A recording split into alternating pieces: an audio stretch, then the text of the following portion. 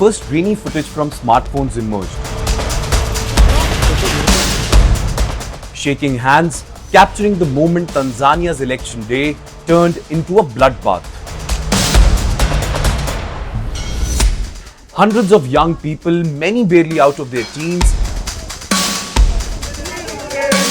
lay bleeding on the streets of Tanzania. Security forces shooting point blank into crowds of unarmed protesters. Well, the government later claims the deaths toll didn't even cross double digit, and the opposition says it's closer to 1,000. The truth, buried beneath severed internet connections and internet shutdowns, remains elusive.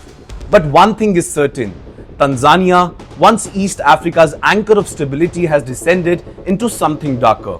Well, this is the story of Samia Suluhu Hassan, Tanzania's first female president who promised reconciliation and became the architect of new authoritarian rule.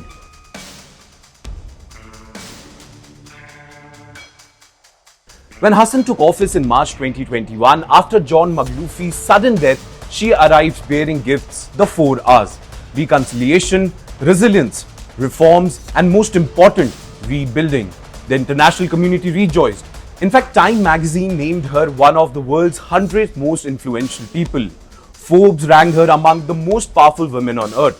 She was a development worker, a mentor for women, a gentle voice promising to heal Tanzania's wound. She lifted media bans. She allowed political rallies for the first time in 6 years. She spoke of democracy. It was a masterclass in political theatre, the kind that make dictators appear democratic. But the mask slipped quietly, then violently.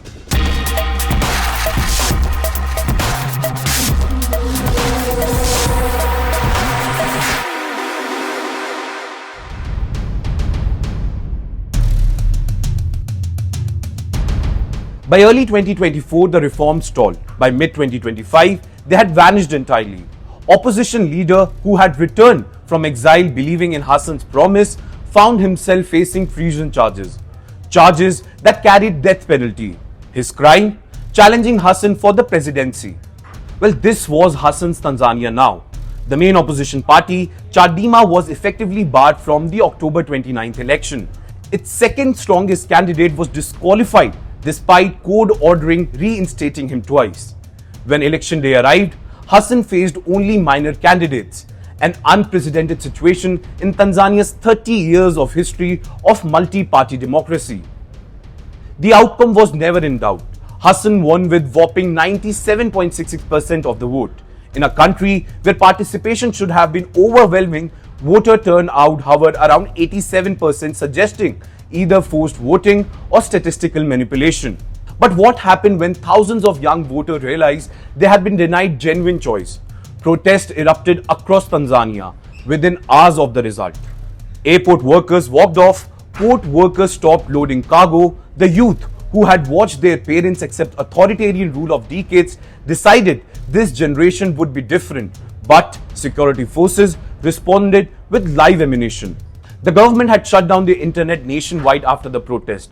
International observers declared the election neither free nor fair.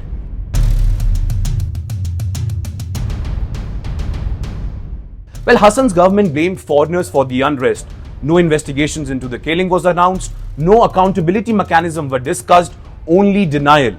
Only threats against those documenting the violence.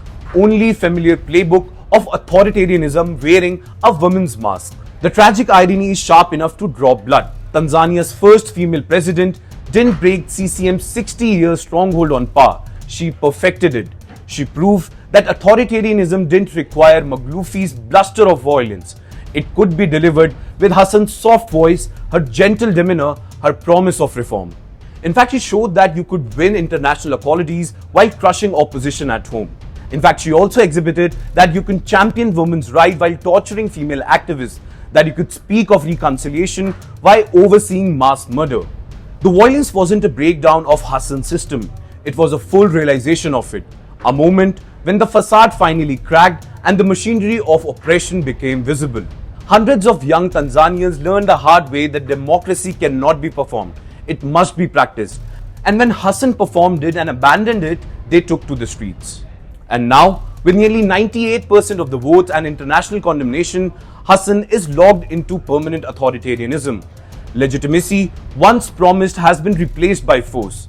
The gentle reformer has become what she perhaps always was, the polished, more sophisticated successor to Tanzania's authoritarian tradition.